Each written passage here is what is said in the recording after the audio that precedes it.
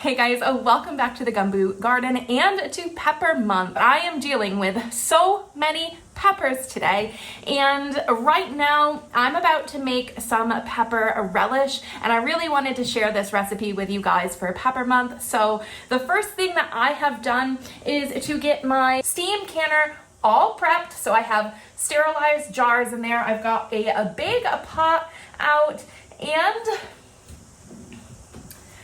I have chopped up 10 cups of various peppers. I have some cherry chilies, I have some sugar rush peach, some serranos, some jalapenos, some Hungarian wax, a bit of everything. I think I even have some regular red Marconis that were left over from tacos the other night. I just tossed those in there. So I have a mix of everything, a bit sweet, a bit hot. So they should be a nice mix of flavors. I'm gonna go ahead and toss these into the pot.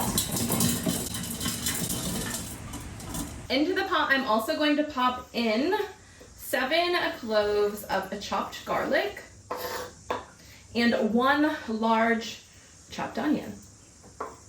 Now with the peppers, I forgot to mention, I did chop them up, but I also left all of the seeds and the pith in there because I learned something. All of this time, I have thought that it was the seeds of the chilies that were actually ramping up the heat. Apparently that's not true. It's not the seeds, it's the pith.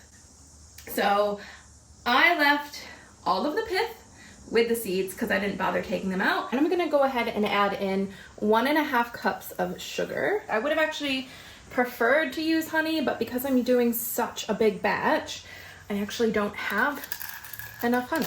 So we're using white sugar today. Then I'm going to do 2 tablespoons of yellow mustard seeds.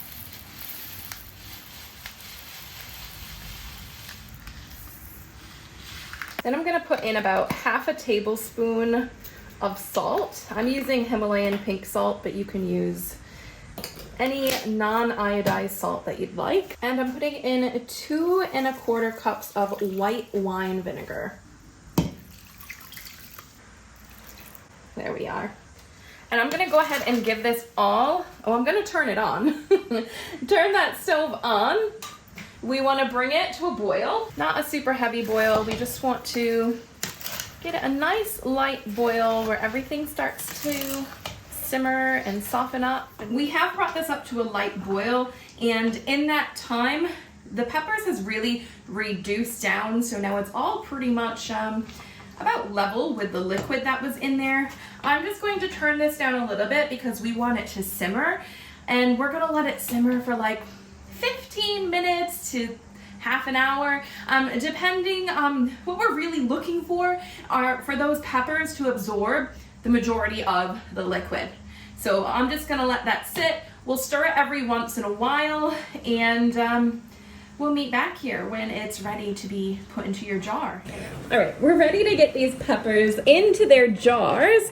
There is liquid left in the peppers. I think I misspoke a little bit earlier when I said we want all of the liquid to be absorbed. That's not the case. We just want the peppers to absorb as much liquid as they can and to soften up. And these peppers, they're ready to eat now, but I am going through the canning process with these. We're gonna leave about 1/2 inch of head space here. With the peppers that I've chosen, they have a really nice sweet and hot mix. So they are actually hotter than I was expecting them to be, but that's exactly what I wanted, really. I got taken away to do something else before I got these guys into the canner. I'm going to go ahead and put them into the canner, and we're going to get them water bath for 10 minutes.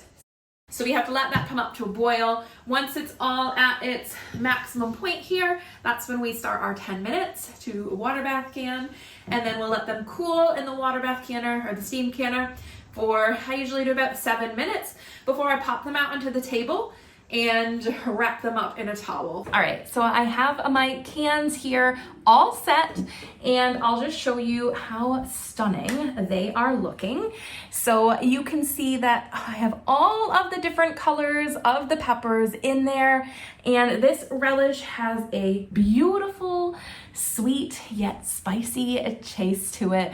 It is the perfect topping for hot dogs or burgers or on wraps or anything really. You can just eat it plain on a bread if you'd like. It is awesome. So we have 4 jars here. I'm gonna cover them up for tonight and let them cool down, and they'll be able to seal. That is it for today's video. So if you're looking for another nice pepper recipe to do with all of your abundance of peppers, check out some of these videos here, and I will catch you guys in the next one. See ya.